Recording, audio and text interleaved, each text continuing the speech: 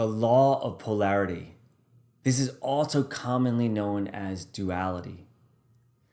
See, there's no wet without dry. There's no top without a bottom.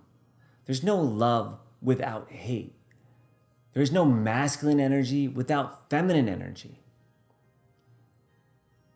See, the law of oneness is constantly attempting to bring polarity into unity, the duality into unity, to oneness. And it is a higher law, which is why the forces of a magnet, the negative and positive, attract each other.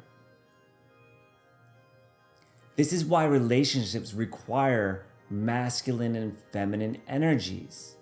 Yes, they can be the same physical sex. However, the energy, the dynamic within the relationship will contain polarity so that there is attraction and a desire for unity. This duality is what allows me to change my own internal polarity from going from angry to happy, for example. I can always choose to go from feeling angry to feeling happy by focusing on the things that bring me joy. This is an example of leveraging the law of vibration, attraction, transmutation of energies, and polarity all together. And the time that it takes for it to occur is actually controlled by the law of gestation, where I can add precision to make it happen more quickly, thinking about what really brings me joy and why it brings me joy and how it brings me joy and who I am with that joy. Without polarity, I would be unable to experience sadness or joy.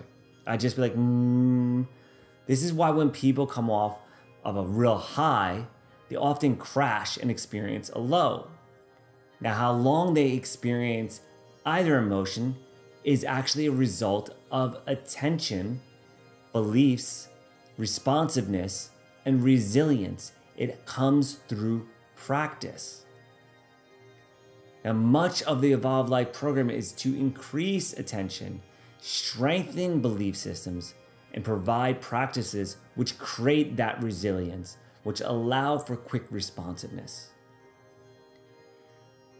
Now, it's important to remove the judgment from either pole. There really is no good and there really is no bad. Instead, I like to think of it as living in my desired state or achieving my desired outcome or something other. And it may actually be even better than what I potentially put out to do. Either way, I'm creating data, just information, which I can use the laws of action and cause and effect and compensation and relativity all together to investigate where to make changes.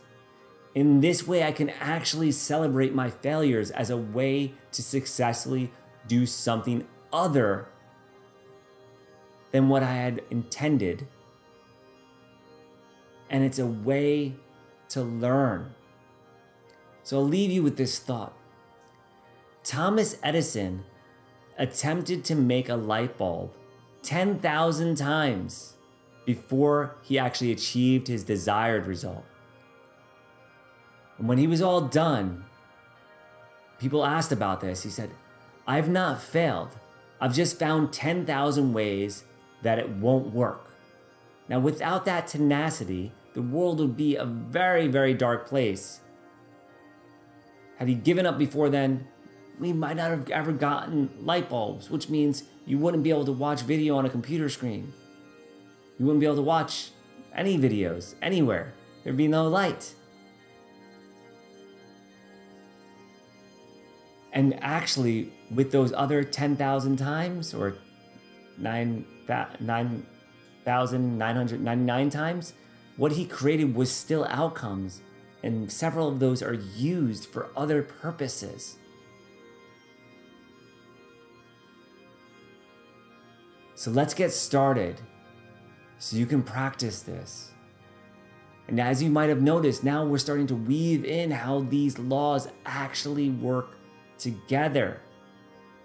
And with practice, you can create anything that your heart desires. I am so incredibly excited for you, and thank you for being on this journey with me. Let's get rolling forward.